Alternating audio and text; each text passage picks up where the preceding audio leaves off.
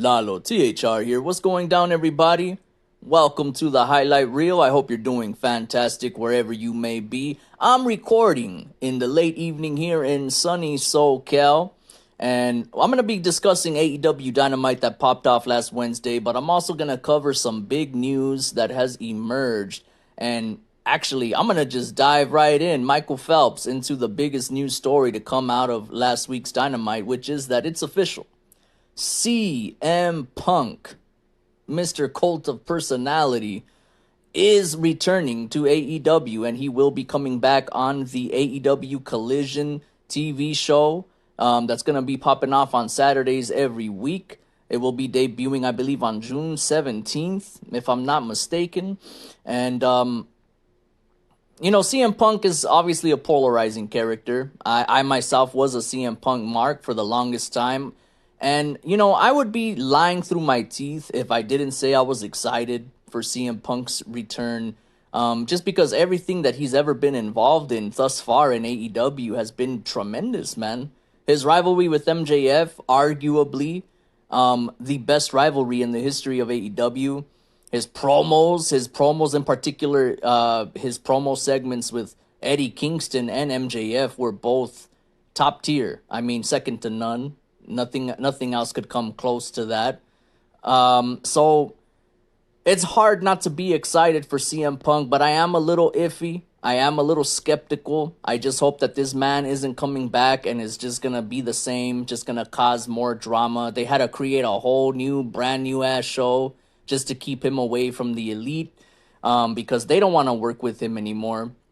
And that's some childish shit. I'm going to be honest. I mean, and this is not to excuse CM Punk and his behavior at the media scrum, which caused all of this drama in the first place. But the fact that the elite, the Bucks and Omega, they can't just act like adults, put on their grown men pants and, do business, make money, take AEW to the next level. This is the program right here that can take AEW to the next level. Because if it isn't, I don't know what else can. CM Punk versus the Elite, that's what we want to see. That's what the world wants to see. And you best believe if CM Punk versus any one of the Elite, Kenny Omega, Nick Jackson, Matt Jackson, or put them in a trios with CM Punk teaming with his good friends FTR, that'll be a big money match that will draw a lot of viewers and a lot of butts in them seats wherever that would take place. So they would be very foolish not to pull the trigger on this program. And so far, it appears that it's not going to happen. They have, I've been seeing really confusing reports because on one hand, there's reports that, Collision is the official beginning of a soft brand split between, Collision and Dynamite, which again, the whole purpose of this is to keep the Elite away from Punk. But then I've been reading reports recently that have stated that, AEW has denied this, that there is no brand split, that this is just another addition to their television weekly programming, and that CM Punk is slated to be the star of, but there is no actual brand split. So I don't know what to believe. If I see the Elite appear on Collision, then that'll tell me that, hey, perhaps it could happen. A big program with Punk and the Elite. I've said it, I'll say it again many times. CM Punk versus Kenny Omega. That has the potential to be the biggest main event of all time for All Elite Wrestling. It's a no-brainer. Let's be honest. The Bucks, they make up part of the Elite with Kenny Omega, but really Kenny Omega is the star of that little group. You know what I mean? He's the major star there. The Bucks, they're a great addition to any tag team just because they go all out, man. I mean, no pun intended. They their move set, it's a matter of taste. It's a matter of preference. Some people don't like that spotty style, but man, the Bucks, they tear it up, man. They go to work. Whether you love them or hate them, I'm not the biggest fan of the Young Bucks, but I'm not a Young Bucks hater either. But they're a good addition to any tag team. I still stand by what I've said in the past, which is that I do not think the Young Bucks would make it in WWE. I still stand by that notion, by that take. I just think the Young Bucks, they're just too small to compete with WWE tag teams. Cats like the Usos and I don't know. I don't watch WWE, but I just I can't see the Bucks in WWE either way. Kenny Omega, I could because look at him, Kenny Omega. He's shredded, man. You know, he's a good athlete. He's got a little bit of size on him, relatively speaking. And you know his charisma. I mean, it's serviceable. You know, I don't think Kenny Omega has ever been hailed as the best talker on the microphone. Really, his work in the ring is what puts him over. And I did claim that Kenny Omega was the best wrestler in the world in 2021, I believe. Because when he was the bout collector, and he was, I mean, there was that one week where he was in Mexico for Triple Mania, and then he was on Dynamite, or I think he was on Dynamite, and then he flew to Mexico that Friday so he can be in the main event, I believe, or the co-main event on Triple Mania in Mexico. I believe it was in Monterrey.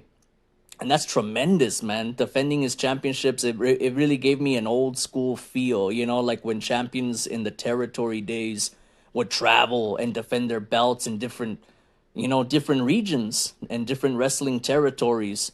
That's what Kenny Omega reminded me of as the belt collector. So I am salivating for a Kenny Omega CM Punk, you know, ultimate grudge match. You know what I mean? Kenny Omega defending the Elite, defending AEW, while CM Punk, you know, tries to take them down. I mean, at least that's the kind of angle that I would shoot for. But who knows how they would attack it if this big program would come to fruition. But it's very exciting nonetheless. It's gonna be interesting to see, you know, the first few matches that Punk gets involved in. There's been reports that his first opponent is gonna be Samoa Joe coming back. I've also read reports recently that he wants to work with Jay White, which is interesting. He's supposedly taken a liking to Jay White and wants. Hopefully that lasts. Anyway, it's gonna be interesting. And I really hope that Collision is a success. And that's another interesting aspect of this. If this is a sort of brand split type of deal, it's going to be very interesting to see if Collision could compete with Dynamite. You know, Dynamite, obviously, it's been established now for 4 years going on. I mean, it's on TBS, which is more widely available than TNT is. And, you know, it's got a better time slot. It's on Wednesday nights at 8 p.m., you know, a wrestling show on a Saturday night is a very tough sell, with or without CM Punk. They could have John Cena on that show. You know what I'm saying? It's still going to be a tough sell. So that's what's going to make this really interesting to me is the whole aspect of ratings, viewership, statistics. And I'm not a big fan of that kind of stuff. I know I seem to say that a lot, but I don't really look into that kind of stuff. But you best believe I'm going to pay close attention to how Collision does in the ratings. Rampage is dead. Rampage might as well just be canceled. Let's put it like that. You know, especially with Collision being a new primetime show. Supposedly it's going to be a live show every Saturday night. I really think Rampage should just be done away with. I don't know what much else Rampage could offer. You know, they do these half-assed little interview segments backstage to try to hype up upcoming episodes of Rampage, and nothing is working. You know, literally the last episode of Rampage last Friday, I didn't watch it, but I heard about it. I read, I seen what the card was. There was no actual AEW wrestlers on that show. It was all you know, either wrestlers from other companies or wrestlers you seldom ever see on TV. If I'm remembering correctly. I did not watch the show. I haven't watched an episode of Rampage in I don't know how long. And that's a sad thing because when Rampage first started, it had a lot of potential. You know, CM Punk debuted on Rampage on the very second episode to air. The first dance, CM Punk making his epic debut. Fantastic. But at this stage, again, I don't see what else Rampage could offer, especially with Collision now on the horizon. You want to talk about dead shows? What is going on with Ring of Honor? That's actually, before I move on. I really want to mention Ring of Honor because I've read recently that Ring of Honor has basically become Dark and Dark Elevation. Because Dark and Dark Elevation was taken off schedule because of Collision. I'm guessing. I'm supposing, or actually no, it was because of their deal with Warner Brothers Discovery. And Dark Elevation, they were on YouTube. So now Warner Brothers Discovery has exclusivity with AEW programming. And it appears that Ring of Honor has basically become Dark/Elevation. And this is like me kind of saying I told you so, because I said from the beginning that Ring of Honor, if anything, should become AEW's developmental, because I don't see it doing anything as a continued standalone product, individual promotion that just exists within the AEW umbrella. It should become a developmental territory for AEW that could be a feeder system similar to how NXT is to WWE. NXT isn't looked at like a separate promotion. It's looked at as like basically a developmental, an extension of the Performance Center, where guys could get in their reps and perform in front of a live audience, and whoever's ready gets called up to the main roster, Raw or SmackDown. Ring of Honor would be perfect. Would be perfect as AEW's version of NXT. A place where guys could get their reps in front of a live audience, and whoever's ready annually or however long it takes gets called up to Dynamite or Collision. It makes perfect sense. I said that from the beginning, that's how Ring of Honor should be used. It makes the most sense. I don't see any future in Ring of Honor as a continued standalone promotion, that just happens to exist within the AEW ecosystem. I don't see that competitive. I don't see that, scalable. But that's just me. And now you're seeing it now, and it's essentially Dark/Elevation, which is even worse than just shutting down Ring of Honor completely, because it's not serving any purpose if they're just having like 14 matches pre-recorded, that people gotta pay for. At that, ain't nobody paying for that.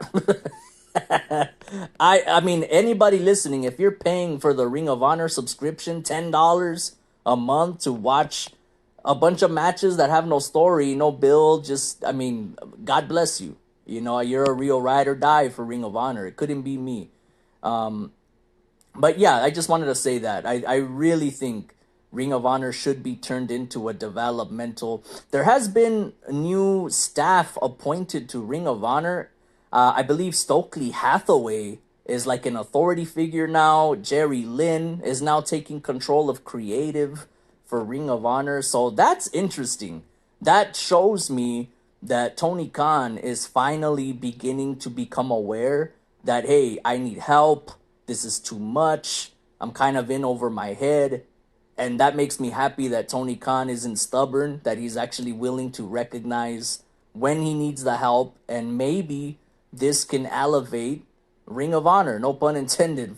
Dark Elevation, basically Ring of Honor. Now, hopefully this makes Ring of Honor relevant again to some degree. Again, I still think, though, even with this new, staff that they have, this should become AEW's feeder system. This should become a developmental for AEW.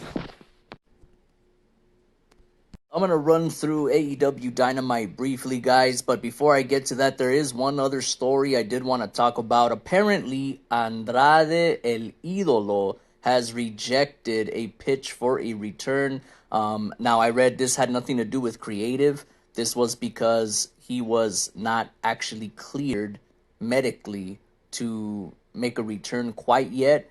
This was a few weeks ago, back in that episode of Dynamite where you seen Thunder Rosa and Miro make cameo appearances on Dynamite going into Tony Khan's office. Apparently, Andrade El Idolo was supposed to have a similar spot doing that, but he turned it down. again, because he was not cleared medically. But that has since come to pass as Andrade is booked for a show, I believe, in Mexico. And he has another booking going down for another promotion outside of AEW. So it would appear that he is physically fit to return now. The only question is when, where, how. Everyone is speculating Andrade to be a part of Collision. And, I really want to see Andrade and Rush become a killer tag team, man. Like, straight up killers. You seen the way Rush beat the brakes off of Jungle Boy and Bryan Danielson? Imagine him and Andrade doing the same. Andrade has a very, very similar style to Rush. It's like, I call it Mexican strong style. You feel me? It's lucha libre mixed with that strong style. And Rush got a lot of flack for beating the brakes off of Jungle Boy the way he did. I don't understand how, Japanese wrestlers, they get praised, that strong style stuff, they get praised a lot, but when a Mexican does it, it gets frowned upon, right? It ain't okay when a Mexican does that strong style, right? I don't know, man.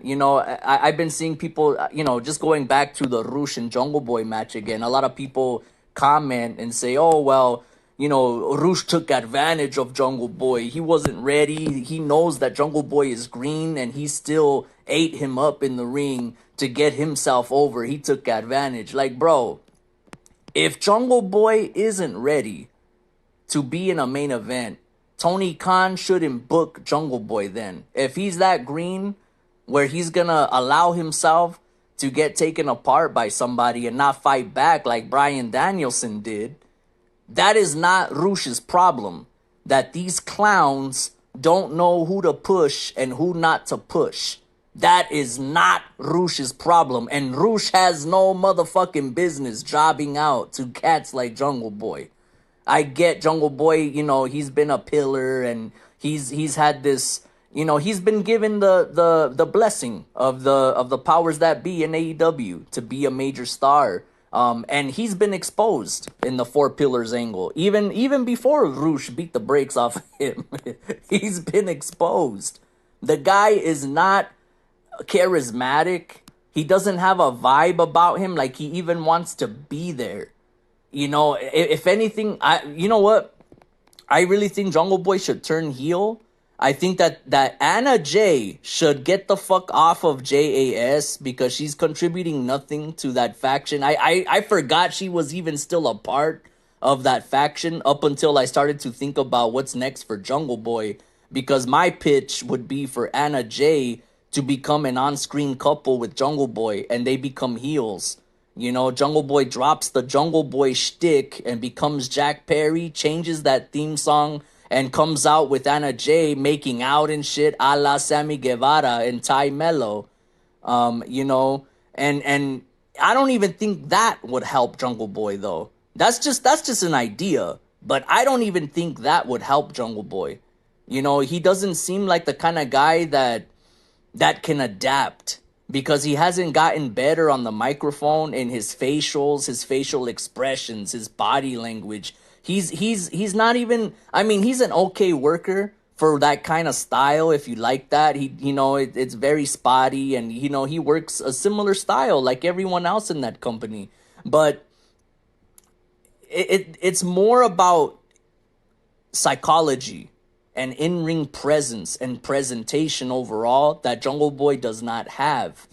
So even if you were to turn heel and you put Anna Jay with him, and they come out and start trashing people and, being heels, trying to get heat, I just don't know if that would work for him. It would be like a flip of the coin. We'll have to see heads or tails, and see what happens kind of thing.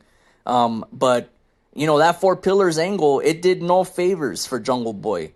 And, he got his ass whooped by Rush, and that's that. So, enough of Jungle Boy. Let's get back to Rush and Andrade. This tag team right here should be a premier Hard Knocks tag team that works their way up to FTR.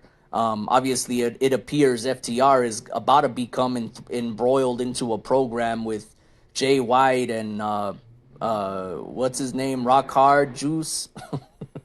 Rock hard, Juice Robinson. Um, so we'll see how that goes. But yeah, I really, really hope Andrade does come back and he teams up with Rush. They pick up where they left off. No Andrade family office bullshit. No Andrade Hardy family office. Put Andrade and Rush as a fucking strong ass tag team. A heel tag team that beats the brakes off of people like Jungle Boy. Hell, if I was booking, I would put Jungle Boy in there again. With Rush and Andrade this time. You know what I mean? Put Jungle Hook in a match with Rush and Andrade and have Rush and Andrade beat the holy shit out of both Hook and Jungle Boy. I would have Taz run down the ring, to try to check on his son. Like, I mean, really put Andrade and Rush over the fucking top, bro. Make them a strong ass heel team. That's how you get heat. That would be fantastic, man. And think of the promos too with Taz, like it, in there with Hook, and Jungle Boy, and talking trash to Rush and Andrade for beating up on his son. And then maybe Taz could take a bump, he could have an angle where he gets beat down too, just to give them that heat. That's how I would do it. Nothing more, nothing less. I'm not saying Rush and Andrade are world heavyweight championship contenders, nothing like that. Clearly AEW, they don't want to push guys like Rush and Andrade. You know what I mean? They want to push guys like, Darby Allin and Jungle Boy, and Danhausen and Daniel Garcia and Wheeler Yuta. That's Tony Khan's forte. Real studs like Rush and Andrade, they get buried. That's the way it works. But yeah, so whatever Andrade does, I'm going to be keeping a close eye on it, and we'll see what happens. But AEW Dynamite pops off with a trios match featuring the Blackpool Combat Club and the Lucha Bros with Bandido. And I got to say, the crowd over there in San Diego was hot. That was a hot crowd. Very different from Double or Nothing in Vegas. And I gotta say, before I even continue this review here, I want to say that AEW Dynamite overall was, to me at least, actually more enjoyable than Double or Nothing.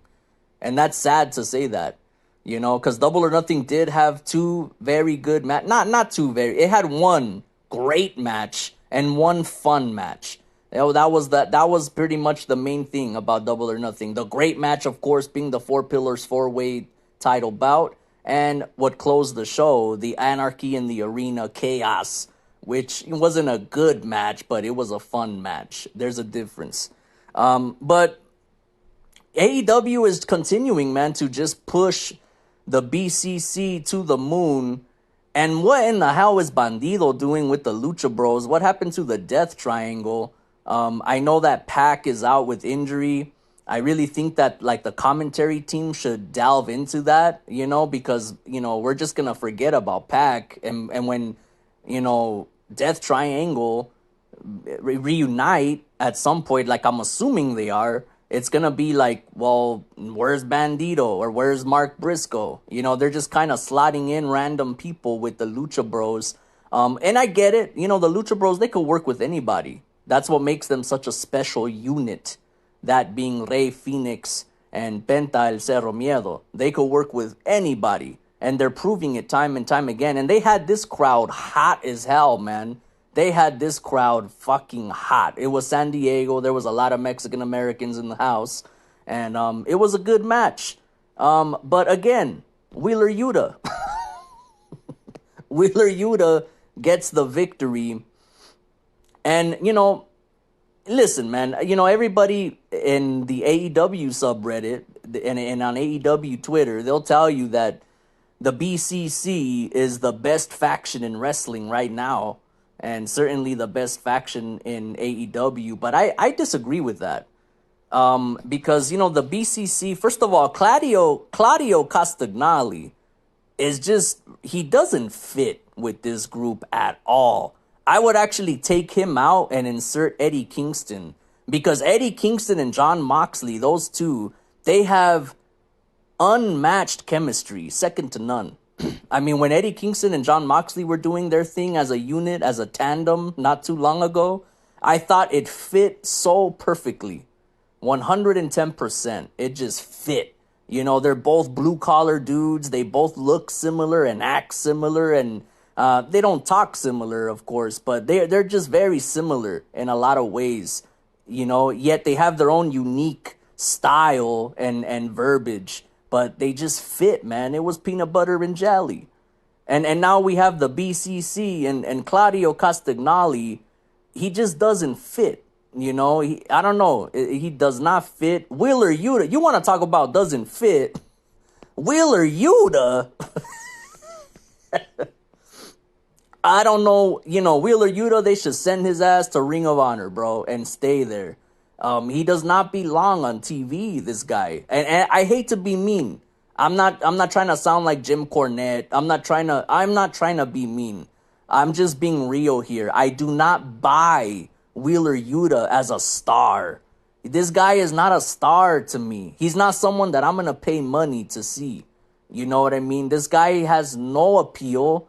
I've heard him cut promos before. They're not very good.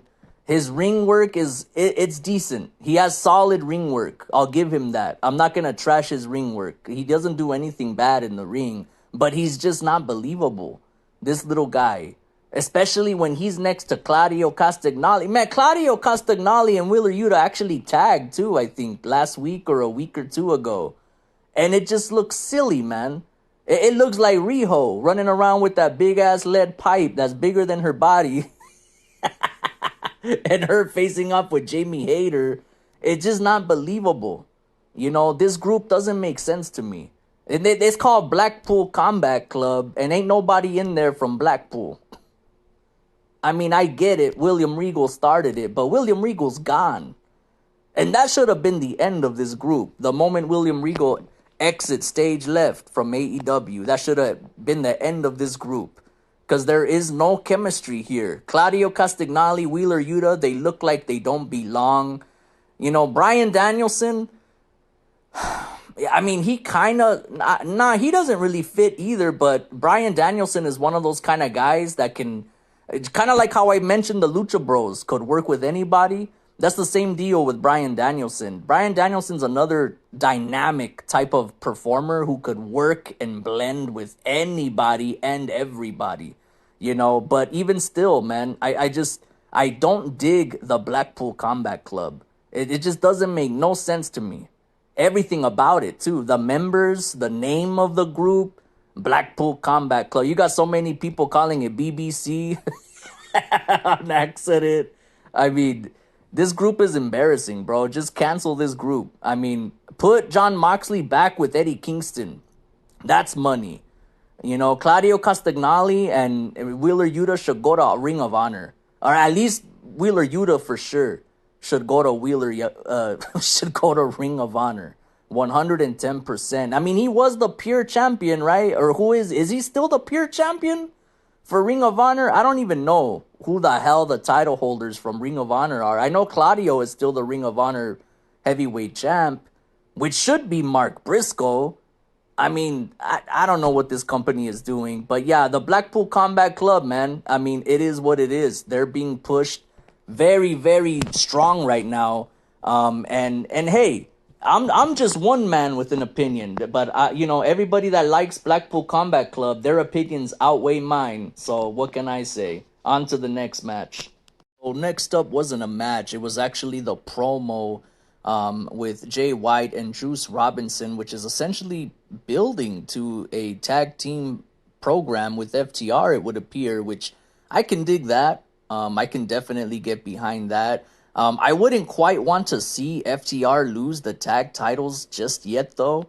But if, you know, Juice Robinson and Jay White get into a feud with FTR for the titles, to me, it's only logical that they win the titles. Because then if they lose, then they're kind of dead in the water, which is not a smart move to make when Jay White just recently became officially All Elite. And, you know, Juice Robinson, I gotta say, has been kind of impressive, man.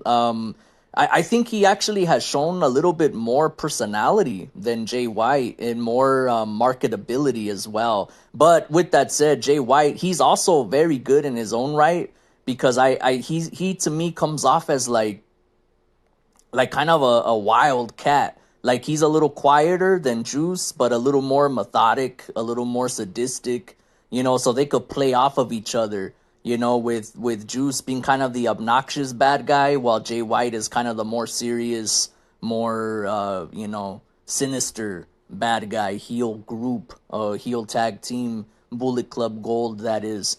One thing I want to mention from the previous match that I failed to talk about between that trios bout with the Blackpool Combat Club and Lucha Bros with Bandido. Bandido is a strong motherfucker, man. He held up Wheeler Yuta in a vertical suplex for 60 seconds, a whole minute, as the crowd counted and there was chaos going down all around him.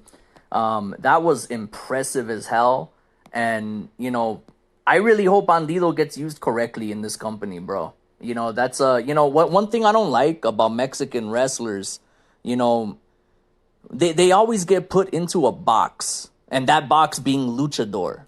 Even if they don't wear a mask too. Like I've heard people refer to Rush and Andrade as luchadors, and they don't even wear masks. They don't do that high flying shit. They could.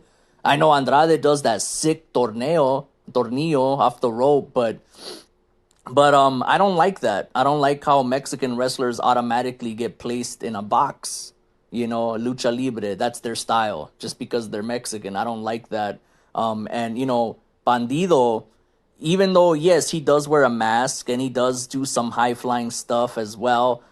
He is an all around great professional wrestler, not just a luchador, but a good wrestler who has incredible strength. That's Wheeler Yuta that he was lifting up, but he's lifted up dudes bigger than him. Come on, he had Jericho in a long ass vertical suplex as well. I don't know, probably everybody forgot about that one, but Jericho is he's kind of big. You know what I mean? Jericho, he's gotten in a lot better shape than he was a couple years ago, but Jericho's a big dude at this stage in his career. So yeah, I just wanted to point that out. Bandido's strength is extremely impressive. And I really hope they do some good things. I think they missed an opportunity also because, Claudio Castagnoli was also in this match, obviously. And he is also known for having like superhuman strength as well. So they really should have played on that, and they should have done something where Bandido and Claudio at the same time had somebody in a vertical suplex for a long ass time, or perhaps while Bandido was, holding Wheeler in that vertical suplex, maybe Claudio was spinning somebody, in that big spin that he does. I don't know. They really should have played into that though, because they're both known for their incredible strength. But it's very impressive for Bandido because he's not a 6 foot something jacked massive athlete like Claudio Castagnoli is. Okay, so let's move on to this. Apparently, we're not only building to FTR versus Bullet Club Gold, but also Ricky Starks is also still involved here with Jay White and Juice Robinson as he would come out. And, this is another example of how AEW kind of convolutes simple storylines. I get it that Ricky Starks had beef with the Bullet Club cats, but I really think this should be done already. It should have been one and done already. Ricky Starks, he's kind of an afterthought, man. He's another good example of somebody that was super hot and was getting over, like Rover. And AEW just, okay, well, we're going to put you in there with Jericho and the JAS. We're going to introduce Action Andretti. We're going to convolute everything. Instead of giving this man a proper push, he cut an amazing promo against MJF, something that probably nobody remembers either. And here we are. And he's continuing the circle jerk here, now getting involved with Bullet Club Gold as they're trying to move on to FTR for the tag straps. And that's going to be interesting. I got to say, a tag team championship bout between FTR versus Juice Robinson.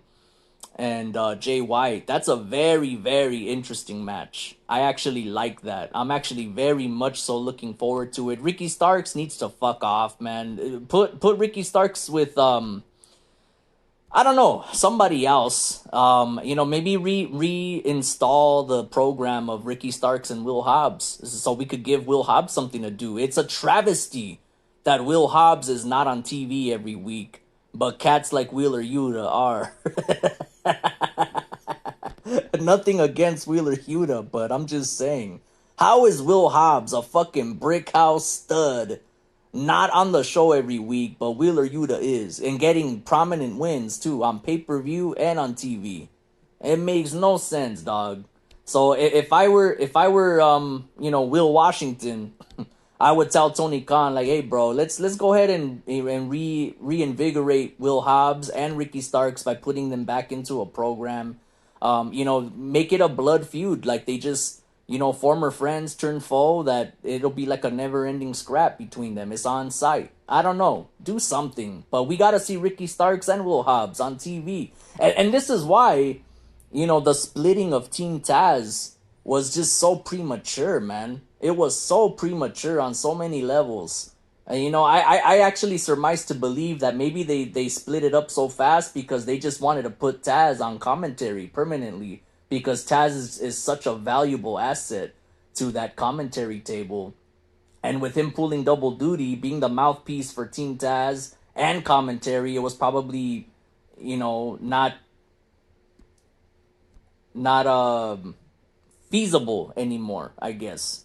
So, yeah, man, that's all I have to say about this segment. Let's move on to the next one. So, as I already talked about at the top of the pod, Tony Khan would announce officially that CM Punk is making his grand return to AEW and will be a part of the Collision debut. Live premiere June 17th. Again, it's looking like his opponent is going to be Samoa Joe. I personally don't even think CM Punk should wrestle a match on the debut episode. I think he should just cut a promo. He should.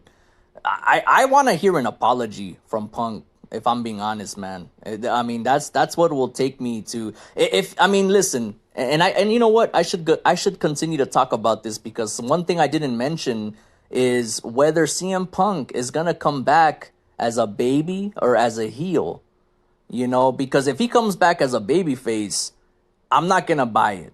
It's gonna be one of those things where it's gonna be hard for me to cheer for Punk as a white meat babyface like he was before. Considering all of the events that have transpired, I really think Punk should go heel. It would be terrific if he came out and cut a promo acting like he was gonna apologize.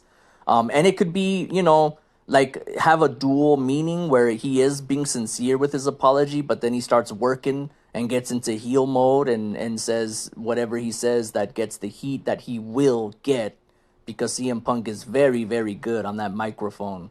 I actually last Saturday, or not yesterday, which is Sunday as of this recording, Sunday night, I was listening to old CM Punk promos, and it just reminded me how good he was. Like his promos with Eddie Kingston, MJF, and yeah, he's fucking badass on that microphone. Love him or hate him, but I really think CM Punk should come back as a heel.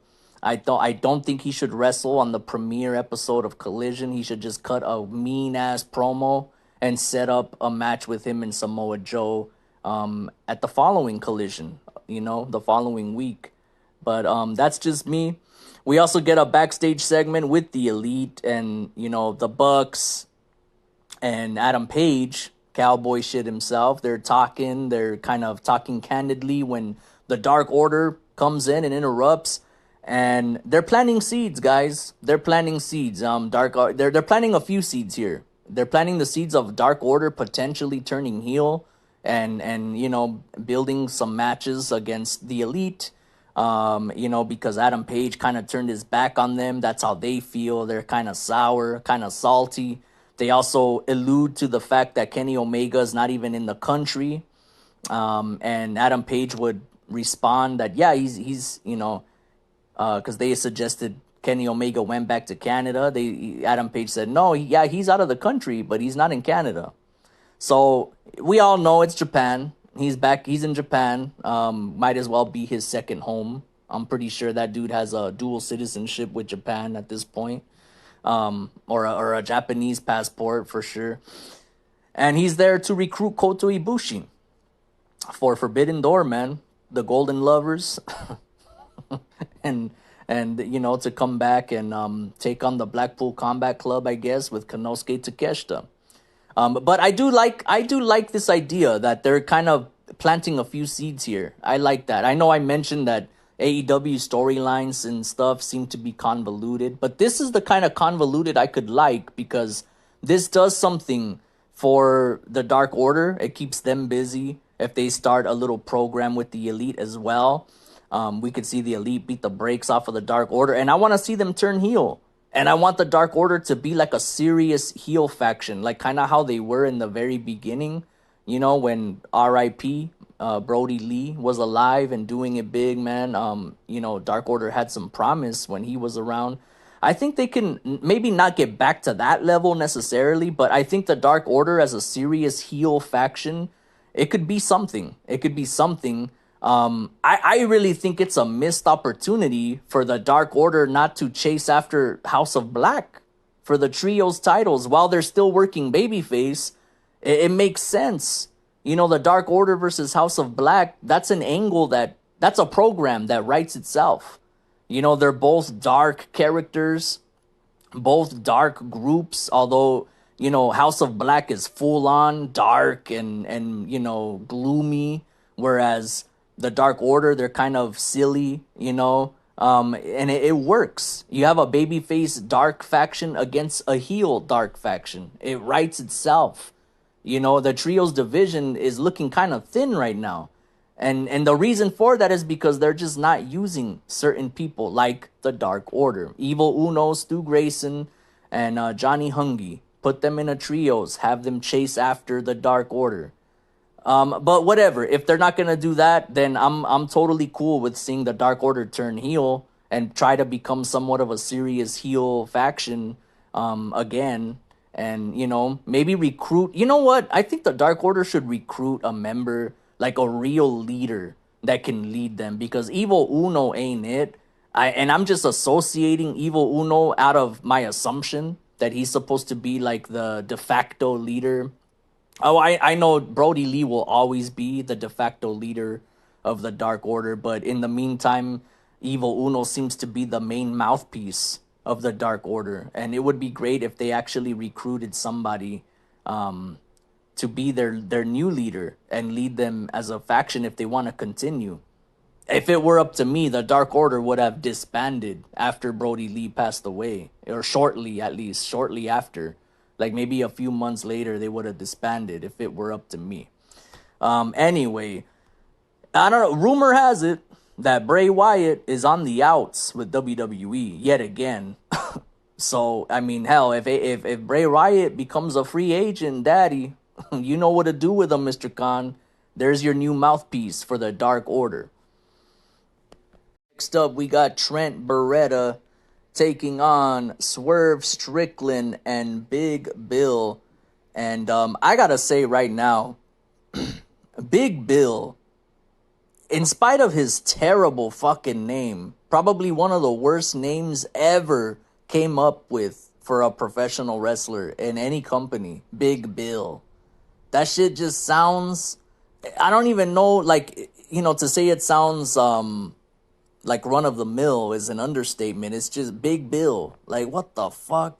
Like, Big Bill, when I think of Big Bill, I think of like a redneck, hillbilly type of character. You know what I'm saying? Like, Big Bill. I'm Big Bill out here in the swamps. Like, I don't know, man. I don't see that for W. Morrissey. What was wrong with W. Morrissey? That name has a lot more finesse. You know what I'm saying? Like W. Morrissey. I could see this cat coming out in a suit. W. Morrissey. It just fit. Why the fuck did they change his name to Big Bill? But nonetheless, in spite of that, this guy looks incredible, man. This dude looks like a world beater. This dude should receive the push that Wardlow received when he broke out from the Pinnacle.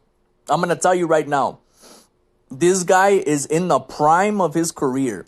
He is in his absolute peak right now. He's not going to get no better. He's at his very best right now. Now is the time to pull a trigger on a big bill push. I just wanted to say that. But change his name for the love of God. Start calling him W. Morrissey again, or just Morrissey or something. Big Bill, it ain't gonna cut it. But he needs to get pushed immediately because he is at his very peak right now, and he's gonna go to waste if they don't act now. That might be a little hyperbolic, but AEW has a tendency, man, to fucking waste guys, when they have an opportunity to get hot or are hot, and they waste them away. Give Big Bill the Wardlow treatment after he broke out of the Pinnacle. I'm telling you right now, I think he's even a better worker than Wardlow, dog. I think Big Bill is a better worker than Wardlow. So that's my thoughts on that. Swerve Strickland, I'm happy for him. He came out victorious in this match, so it appears he should be, gunning for that international championship held hostage by Orange Cassidy, man. Swerve Strickland should be the anointed one to not only capture that title, but, man, get a big push as well. Because Swerve Strickland is fantastic. He is a great worker, man. He is so good in that ring. I love his moveset. I can't wait when AEW Fight Forever comes out, whether he's in the game or not. If he's not in the game, I'll just create him, and I'm going to beat the brakes off of everybody with Swerve Strickland. I'm going to do that kick he does to everybody. He's got a good look about him. He's marketable. He's not bad on the mic. He's got presence to him. He's got it, man. He should be the anointed one. Again, I just gotta emphasize, Big Bill needs to get pushed big time because this guy, he's a stud, man. You just look at him, But that's all I gotta say about that match. I also want to talk about Max Caster and Anthony Bowens as they cut a promo, and they pretty much signified that they're in the trios division with Daddy Ass, and their goal is to make Daddy Ass a championship holder one more time in his illustrious career. And this is absolutely terrible. This is a terrible idea on many levels. Because for one, House of Black, if they're going to lose the trios titles, they have to lose those trios titles to a team that makes sense, a team that has some credibility, like a BCC, even though I don't really like that faction, but that's an example. Like someone like them, it has to be a group that has some credibility. Daddy Ass with the Acclaimed is not credible. That's really a thrown together team. It's something that they threw at the wall and it just so happened to stick. And that's really because, the Acclaimed are just so charismatic, man, that you have to like them. When Max Caster comes out and does those raps, and Anthony Bowens is like his hype man, and Daddy Ass scissoring, of course it's going to get over, but it's a thrown together team that doesn't make a whole lot of sense beyond the catchphrase. They were the number one t-shirt seller. Guess what? They're not anymore. Split them up, put the Acclaimed back in the tag division, or split them up as well. And have Max Caster and Anthony go solo dolo. I actually suggested that in last week's episode, I believe. I don't know what this does. A program between House of Black and the Acclaimed and Daddy Ass. I surmise to believe that they're just putting this together because there's really nothing else they can do right now. With the House of Black, obviously the Elite are tied up with the BCC, and they're going to do some stuff probably with Kota Ibushi and all that. And I mean, I really don't even know what other trios are out there at this juncture. I really don't. I just spoke about Swerve Strickland. He's part of the Mogul affiliates with him and I don't even know these other cats. I want to say like the Gates of Agony or whatever, which they have a match, and oh my god, I'll get to those cats in just a moment. But yeah, there's really not a whole bunch that could be done in the trios division right now, and it's sad that this division has taken precedent over the tag division. It would appear, and yet it's a dead division essentially because House of Black have nobody to work with right now. You know, the major factions are tied up. I don't know what else is left. I know there was a time in AEW where it seemed like everybody was involved in a faction and it was tailor made for a trios title division. I mean, you got the best friends, right? You got Trent Beretta and Chucky T and Orange Cassidy. He should drop the international title to Swerve and just form his trio with his best friends, and they go after the House of Black. In fact, I could see the House of Black actually dropping the titles to the best friends. You know, Orange Cassidy, Chucky T, and Trent Beretta. Those are all great workers too. You know, goofy gimmick or not, you know, those are all great wrestlers. I could totally see them making an entrance with Trent's mom Sue or whatever, with all the trios belts on the hood of her van, of her minivan. I could see them doing something like that. But yeah, for the time being, I guess House of Black are gonna be in a stay busy program with the Acclaimed and Daddy Ass. If they put the trios titles on the Acclaimed and Daddy Ass, I don't even know what to say. I'm done at that point. I'm piecing out, dog, from the trios division altogether. I don't know. It'll just be like the TNT title division again. I don't know, man. That's only time will tell. On to the next segment. We have some nuclear heat with Don Callis in San Diego. That crowd was hot, and when Don Callis and Konosuke Takeshita, who, by the way, Takeshita looked like he was fucking enjoying every second of that. He probably never experienced such hot reaction like that before, even though it's all booze, but he probably never experienced that type of energy, that type of reaction, that type of heat. He looked like he was fucking on cloud nine, man. You know, it was nice to see that. But Don Callis and Konosuke Takeshita, man, they were nuclear. They had so much heat. This reminded me, you know, when Don Callis was standing in the middle of the ring trying to talk, and he couldn't even talk. He couldn't even open his mouth and speak because the fans were just raining boos and shut the fuck up chants and everything in the book. This reminded me of Roman Reigns after he defeated Undertaker at that one WrestleMania. And on the Raw after Mania, Roman came out to cut a promo and he couldn't get a single word in. Like, it was a smorgasbord of boos. Bro, Roman had more heel heat back then after that, being pushed as a babyface, than he has now, you know, as the tribal chief, you know, unbeatable final boss, you know. But yeah, that was reminiscent of that, and this was fantastic. You know, I've always liked Don Callis. That's one thing I'm gonna say. I've always liked Don Callis. He is a great heel manager. He has that look too. He doesn't even need to speak. He's the kind of guy where he just has that look like he's a fucking asshole. And I mean that with all due respect. You know, obviously, I don't know the guy personally, of course. I don't, I'm sure he's a nice guy in real life. I actually listened to him on Talk is Jericho when they were talking about, I think, James Bond movies one time. In one episode, they were like ranking all the James Bond movies.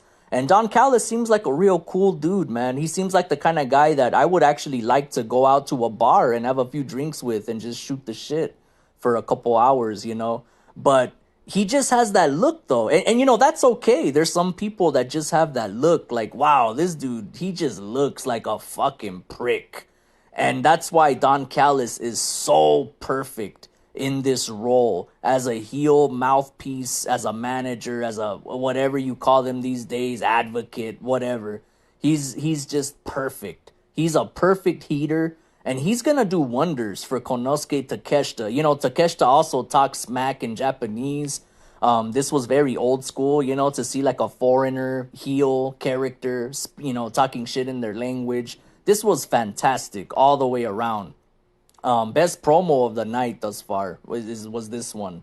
Um, but yeah, Don Callis basically just continued to rip Kenny Omega to shreds and told him that he was like a nephew to him or whatever. He's like his uncle, and he lost him, but he gained a son in Konosuke Takeshita, and he reminded the fans that all of Kenny Omega's accomplishments were all in due to Don Callis's to Don Callis. And yeah, so this is gonna continue, guys. Like I said, we have some pretty interesting stuff developing with the Elite, with the BCC and Konosuke Takeshita now in the fray, and Kota Ibushi, if he does make that trek to the States, man, he might already be here. Actually, he's a free agent. Everybody knows this. Forbidden Door is coming up, and I don't really watch Japanese wrestling very much, but I have seen Kota Ibushi, and one of the places I saw him was on the WWE Network, actually, on the Cruiserweight Classic from several years ago now, probably like 2017, 2016, 2017, when they did that Cruiserweight Classic, and Kota Ibushi had a fucking banger with Cedric Alexander, I think. And that was the match that got Cedric a WWE contract. I think Triple H literally came out on stage after that match with a contract and gave it to Cedric after that bout. And that's how good Kota is. Even though Kota didn't get signed, I think he still had commitments to Japan, to NJPW or something. I don't know. But Kota Ibushi is a very, very special talent. That dude could go. He's a great worker, and very fun to watch. So I'm all for it, and we're gonna have to see where this goes. It's heating up. On to the next segment. Orange Cassidy and Darby Allin defeat one of the most imposing, most menacing, most badass looking tag teams in all of professional wrestling today, the Gates of Agony. And let me just tell you right now, I'm not even going to talk about the match itself. I'm not even going to talk about this damn match. Let me just tell you right now, just like I mentioned about Big Bill earlier, the Gates of Agony, these kids, these studs should be pushed to the fucking moon.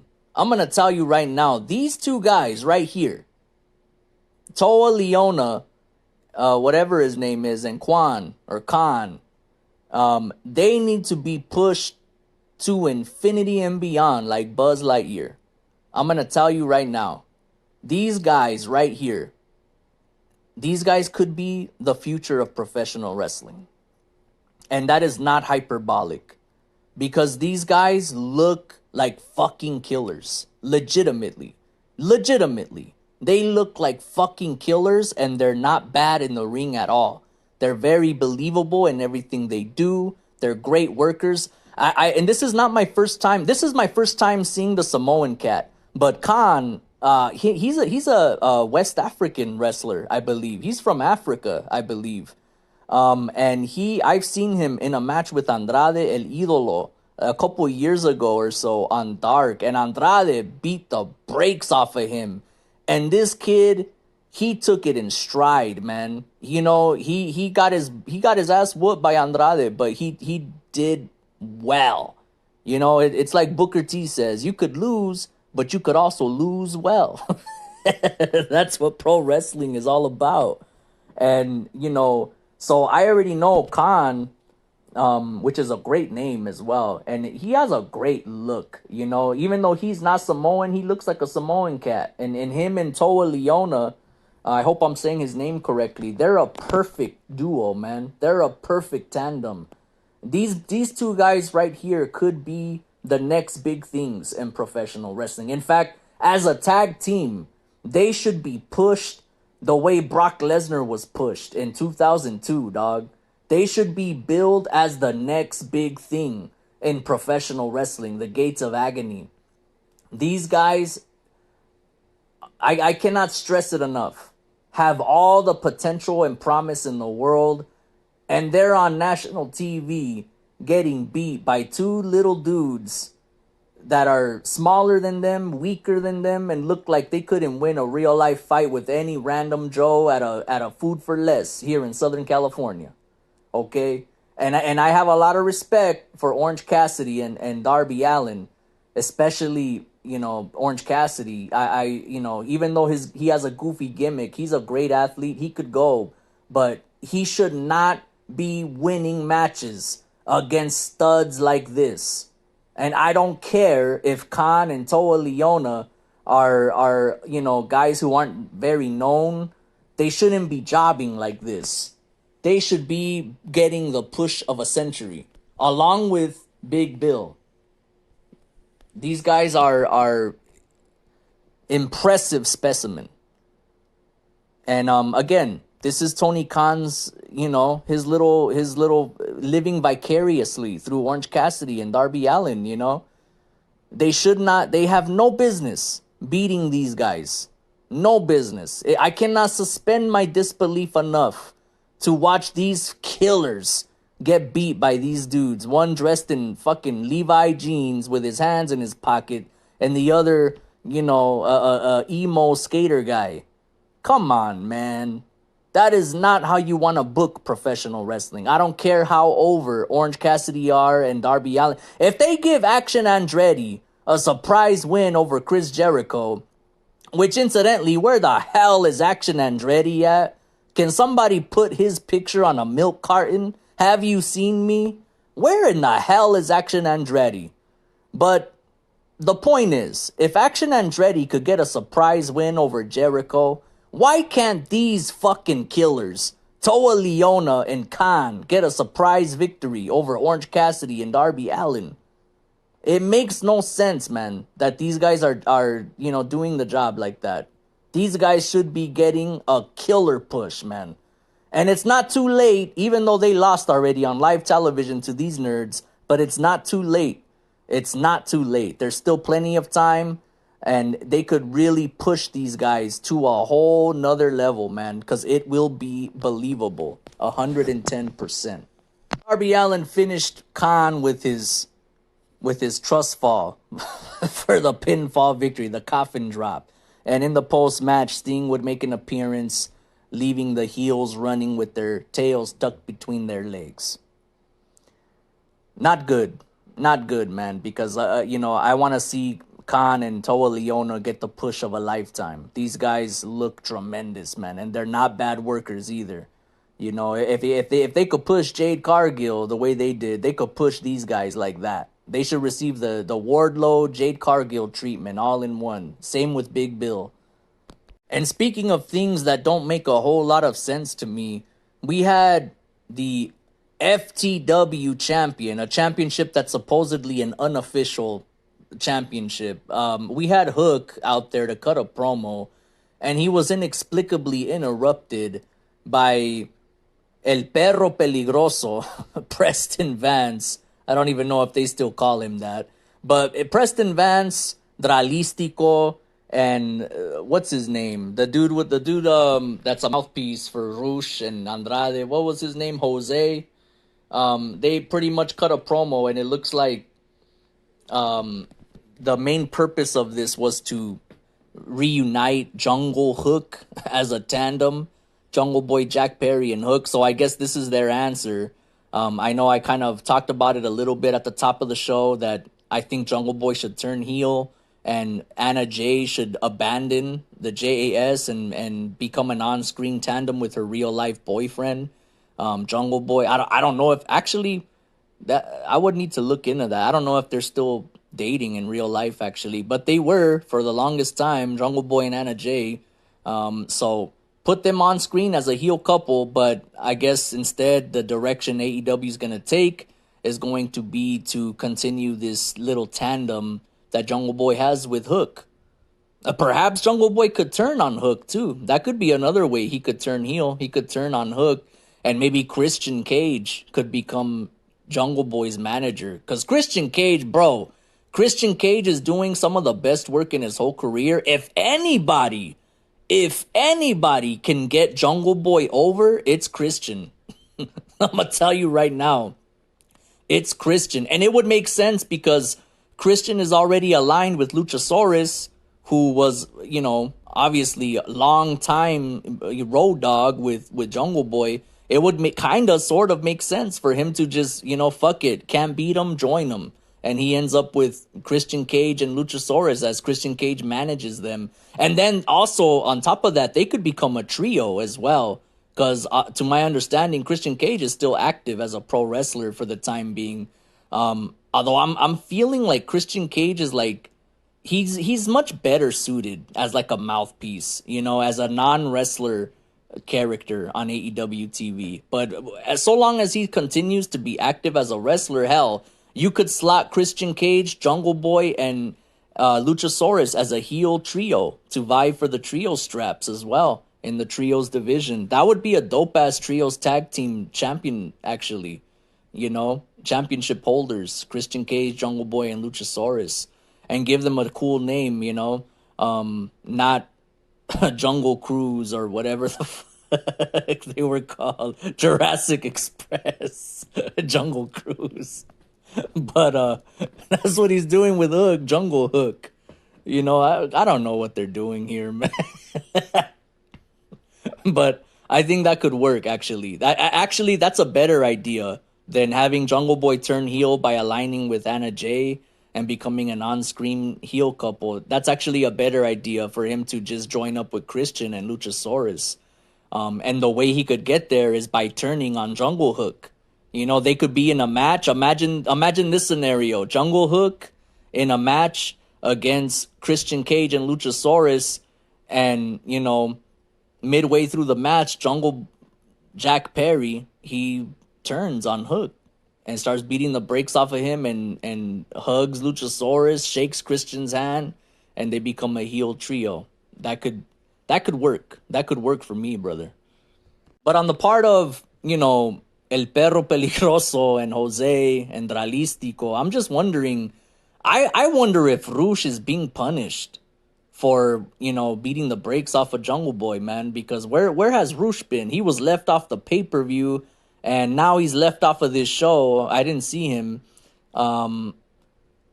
Maybe he's injured. I doubt he's injured. How the hell is he injured? He's the one beating the brakes off of everybody. I don't think he's injured. So I hope he's not being punished, man. That's out of control if that's the case. Maybe he's, he had a booking in Mexico or somewhere else. He likes to, like all of those cats, man, they travel everywhere to do some work and earn a paycheck. So hopefully he'll be on Collision or on the next episode of Dynamite. Only time will tell. Chris Statlander would defend her TBS championship successfully to Nyla Rose, who came out to the ring with Roderick Strong's wife. I forgot her name already. Damn, what's her name? But anyway, why did Nyla Rose get a title shot for the TBS title? That's what I want to know. I mean, I don't mind it necessarily, because I honestly don't really care about the TBS championship or anything, but I'm just curious. Like, what did Nyla Rose do to get a title shot? You know what I mean? I mean, Chris Statlander barely won the title on the pay-per-view, defeating Jade Cargill and her long reign. And, instead of coming out and celebrating with the championship and talking about what she's going to do with it, instead, they have her just come out and defend it randomly in a match against Nyla Rose. And, they're trying to build to a clash between Chris Statlander and Taya Valkyrie, La Güera Loca. I don't think anybody cares about that. I would have liked to see Jade Cargill, talk about her. I don't think I seen her anyway. I don't think I seen her. If she was on the show, I must have missed that. I don't remember seeing her, but I would have liked to instead see like Jade Cargill, talk about her losing the championship and her streak and say, oh, I'm going to take some time off, but when I come back, everybody's ass is getting whooped. I'm going to come back better than ever, blah, blah, blah. That didn't happen. None of that happened. I really think a more effective angle would have been for Chris Statlander to have a championship celebration ceremony.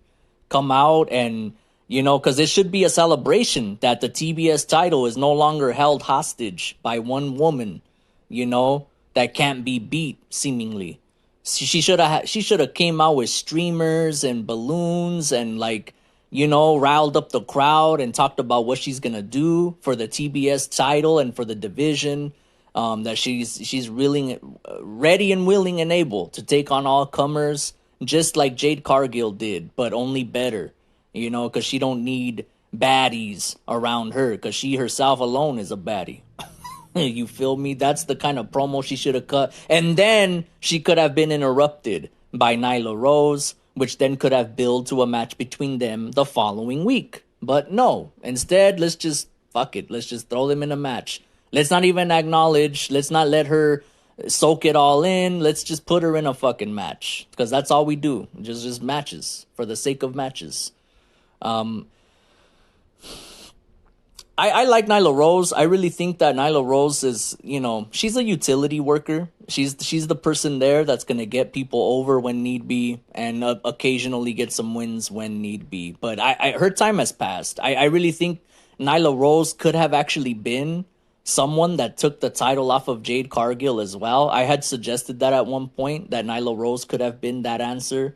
Because Nyla Rose, let me tell you, she's working heel, I think, but she's actually very likable. Nyla Rose, if you follow her on Twitter, she is so funny, man. Like, she posts a bunch of dad jokes and just funny shit. She's witty, she's clever, so she has charisma. They give her mic time from time to time. They had Vicky Guerrero with her as a heater. Vicky Guerrero, exit stage left. There's crazy drama with Vicky Guerrero and her family. I'm not even gonna touch that one with the 40-foot pole. But just saying. But yeah, Nyla Rose, her time has passed, I think, as like a top star in the women's division, whether that be TBS or the women's championship. I think her time has passed. But she is very likable. I do like Nyla Rose. Moving on. And last but not least, the main event of the day is Adam Cole, Britt Baker go over Chris Jericho and Saraya in a mixed tag team bout.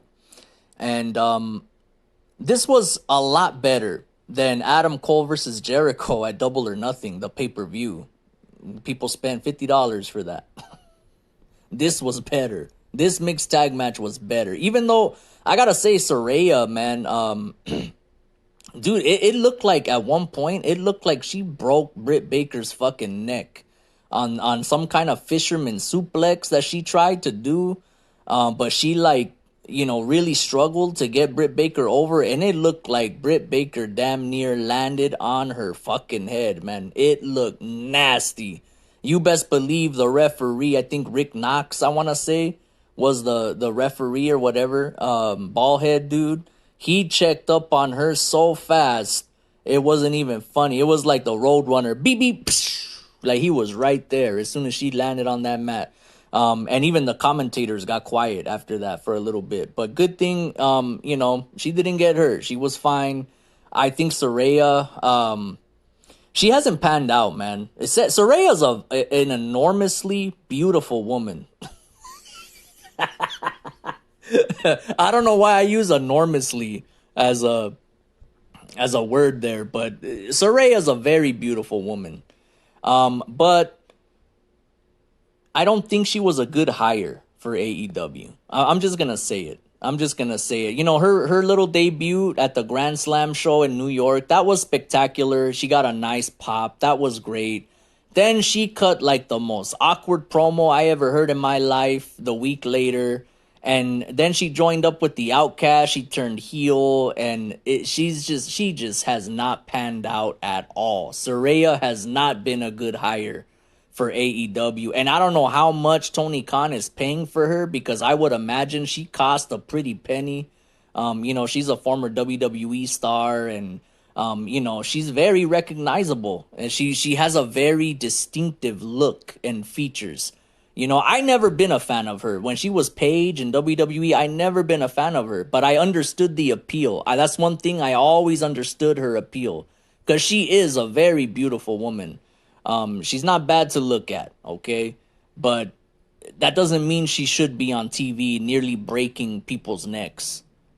Clearly her work is not up to snuff, and she shouldn't be in that position, man. If Saraya wants to be a performer on screen as a character, she should be a valet.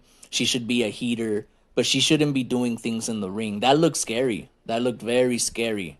That maneuver she did was more dangerous than anything Jericho and Adam Cole did in their so-called unsanctioned lights out match at Double or Nothing. Okay.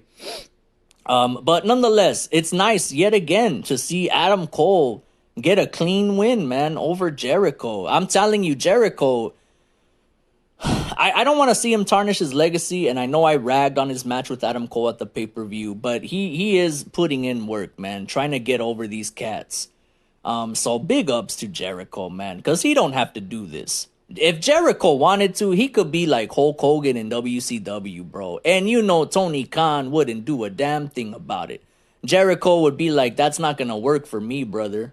I'm going to put Britt Baker in the walls. I'm going to put Adam Cole in the walls. And I'm going to make them tap. And I'm going to beat everybody. And Tony Khan would be like, okay, I should have taken it head on. But I'm stupid, man. Yeah, this was a good match. And, not a good match. No. It wasn't a good match. But it was a fun match and significantly better than the lights out match between Jericho and Cole at the pay-per-view. But that ain't saying much now, is it? I just want this feud to be done with. I hope this was the fucking conclusion of Adam Cole and Chris Jericho. This better be the conclusion. I do not want to see these guys ever again in matches against each other. This should be done. That's a wrap. Cut. Let's move on to the next movie. The wrap-up production. As far as Saraya and the Outcast, Jamie Hayter is out with injury. It remains to be seen when she can make her return, when she'll be cleared. In the time being, I don't know. Toni Storm is the champ. And she, I caught a little bit of her media scrum interview or question Q&A at the media scrum. And she actually came off better as a heel in the media scrum than she does on TV. Like when she's really actually trying hard, coming out on TV with the rest of the Outcast goons. So she should stick with that, and just be an arrogant, cocky heel. I don't know what's next for the Outcast. In the beginning, it appeared that this was just one big angle to try to get Mercedes Moné into the fray. But as it turns out, Mercedes Moné is also injured. She like broke her ankle or something at an NJPW show, wrestling Willow Nightingale, who won a championship. I don't even know the name of the damn Women's Strong Championship, I think. And Willow Nightingale, dude, AEW should be gassing her up right now. And they haven't even mentioned it, as far as I know. They might have, actually, because I do remember they actually talked about Mercedes Moné on AEW, because I remember that was a big deal like a couple weeks ago or so.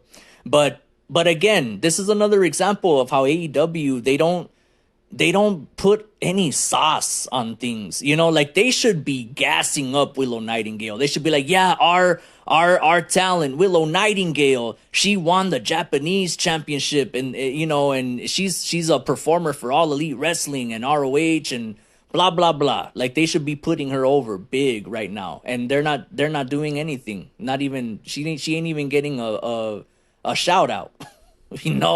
Even though Excalibur talks at 1,000,000 miles an hour, he's not even giving Willow Nightingale a shout out. So yeah, that's that. I don't know what to say for the Outcast, man. I don't know what's next. As far as Adam Cole, I don't know. I suppose he can go after the TNT or international title. I don't see Adam Cole going up against MJF quite yet. I surmise to believe that MJF is gonna end up facing Orange Cassidy at Wembley or something, because Orange Cassidy, he's getting a crazy push. But Adam Cole MJF, if it happens, it happens. We'll have to wait and see. This episode of Dynamite, it was a thumbs up show. It was a thumbs up show. It was fun. I mean, it wasn't the best. It wasn't perfect. There's some things, obviously, as I mentioned, that don't make a whole lot of sense. But it was a fun show. It was better than Double or Nothing, bro. And I'm not even playing. It was better than Double or Nothing, a show that cost $50. But before I get out of here, I do want to mention one last thing. AEW Fight Forever. Obviously, this is old news now, but we officially have a release date. June 29th, ladies and gentlemen, and June 27th for the Elite Edition. The Elite Edition is going to come with extra characters and mini games.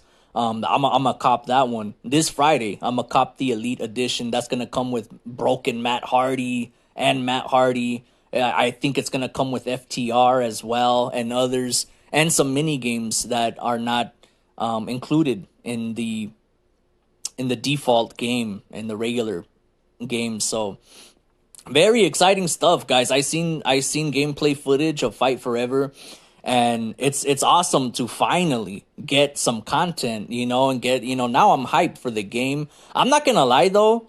Yes, I'm hyped for Fight Forever, but I'm actually still more hyped for another wrestling game known as Ultra Pro Wrestling, being developed by some developers in the UK that are making a true spiritual successor to No Mercy, but with the customization of Fire Pro. Just imagine that for a second. A Fire Pro like level of customization, but with the No Mercy Aki wrestling engine and mechanics. That's going to be so addictive, man. You could create your promotion, edit all the guys, create a bunch of wrestlers. I mean, that's going to be tremendous. That's the one I really cannot wait for. But of course, that one, it's probably going to be another year and a half or so, maybe more, before we see that game. But yeah, just throwing that out there. But for Fight Forever, it looks to be like a No Mercy, Here Comes the Pain hybrid. I want to say like the grappling mechanics are No Mercy style, but then the striking, because you could do combinations and stuff, which is something that you couldn't do in the No Mercy games. And it's also faster than the No Mercy games as well. It's significantly faster. So yeah, I think the striking mechanics are more like the SmackDown games, Here Comes the Pain and whatnot. But the grappling mechanics are the No Mercy Aki engine, which is very much so appreciated. I cannot wait. My tradition, going all the way back to SmackDown, Just Bring It on PS2. Yeah, I'm old. My tradition, every time I bought a new SmackDown game, from Just Bring It to Shut Your Mouth, Here Comes the Pain, the first SVR 06, 07, 08, 09, 10, SVR 10, 2010, that was the last one I ever bought. 2011, I just couldn't afford it. At that time, I couldn't afford it. I was going through my own things, but then when the 2K games came around, I just gave up on wrestling games altogether. I played them. Like, I played the one that had the Stone Cold Road to WrestleMania, and I think I might have played the one with CM Punk on the cover as well. And I just didn't like them. They're just nothing like the old school SmackDown / SVR games. But anyway, I digress. My tradition, every time I would buy a new SmackDown and SVR game, I would play as Chris Jericho and beat the brakes off of some jabroni, put the walls on him, hit him with the moonsault, the lion salt, and get that victory. And it's amazing to me that I get to continue that tradition to a brand new wrestling franchise, to a brand new company in the year 2023. If that doesn't speak to the longevity of Jericho and his accomplishments and his level of prestige, I don't know what will, man. Because there's not another wrestler I could do that with. That is incredible. And I am so excited. Man, you could skateboard. You could get a skateboard and skate around the ramp and hit people with it in this game. You could throw fire. You can light the table on fire, hit people with fire extinguishers. It is out of control. This game looks to be very fun. My only concern Actually, as I'm speaking its praises, my only concern thus far is what I'm noticing in a lot of these gameplay videos. It looks like it's very easy and very easy to get a pinfall. Like it doesn't take a whole lot. Like I seen one dude end a match just doing one signature move, and then he pinned the guy and he got the 3 count, and it wasn't even like 5 minutes. And that concerns me a lot because that's one of the things I don't like about the 2K games. Like they're too easy. I mean, I'm not saying I want this game to be hard as hell either. Because then that'll just be annoying if everything I do gets reversed and everything. But I don't want to be able to pin somebody so easily just off of one finisher every time, unless it's some jabroni like Wheeler Yuta or someone like that. But let's say if I'm facing John Moxley or Kenny Omega, let's say I'm playing as let's say I'm playing as Chris Jericho, my favorite, right? That's who I always use. Let's say I'm playing as Jericho and one Judas effect pins John Moxley within 3 minutes of the match, or Kenny Omega. That's not going to be good. So I hope, we'll see what the final game, comes out to be, but I hope it's a little more challenging in that regard of getting pinfall victories, submissions, etc. But all in all, though, it looks fantastic. And we have some confirmations, too, on a good portion of the roster. Obviously, the downloadable cats, Matt Hardy, Broken Matt, FTR, Keith Lee, the Bunny. They're randomly packaged together as a DLC. But there's also been confirmations of Abaddon, of course, Jamie Hayter, Adam Cole, Jared Goat, Darby Allin, Jungle Boy, Adam Cole, and who else? There was somebody I wanted to say I'm surprised that made the game. Yeah, Jeff Hardy. Jeff Hardy and Malachi Black. Those two made the cut. And I'm extremely surprised. I did not expect them to be in the in the launch game. I thought they would be DLC for sure, especially on the part of Jeff Hardy. So yeah, man, very exciting stuff. I just wanted to, talk about that a little bit. I hope Fight Forever turns out to be as great as it looks. Hopefully it's fun. It looks like a hell of a lot of fun. I can't wait. I'm gonna cop this Friday. I'm gonna cop the Elite Edition for Xbox Series X. So let me know in the comment sections on the YouTube portion of this podcast, guys. If you're gonna pick up Fight Forever, are you excited? Do you prefer the Here Comes the Pain mechanics or the No Mercy mechanics? And who are you gonna play as first? Guys, you can follow me on Instagram and Twitter at Lalo_THR. YouTube, Lalo_THR. Or you could type in the highlight reel, THA, highlight reel. Doing it big, doing it big. Thank you very much for tuning in, guys.